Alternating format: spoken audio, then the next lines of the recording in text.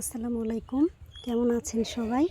কেউ কোনো কথা বললেন না। আজকে একটা জিনিস দেখমু যখন এর জন্য আপনাদের নিয়েই ভাবছি দেখি। আজকে অনেক দিন যাবত আমার এই ফার্মি মুরগিগুলায় খুব ভাঙচুর করে ঘরবাড়ি।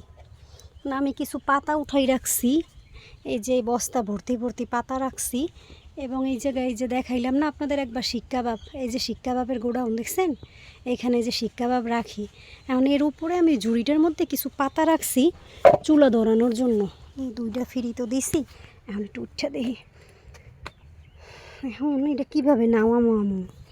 এটা নামাইয়ে দেখা লাগতো যে ঝুড়ির ভিতরে কিছু পাওয়া যায় কি না।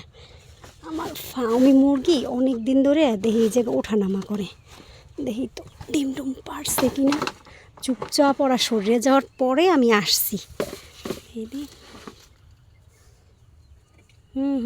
মাশাল্লাহ মাশাল্লাহ, দেখছেন ডিম পারছে। কয়টা পারছে?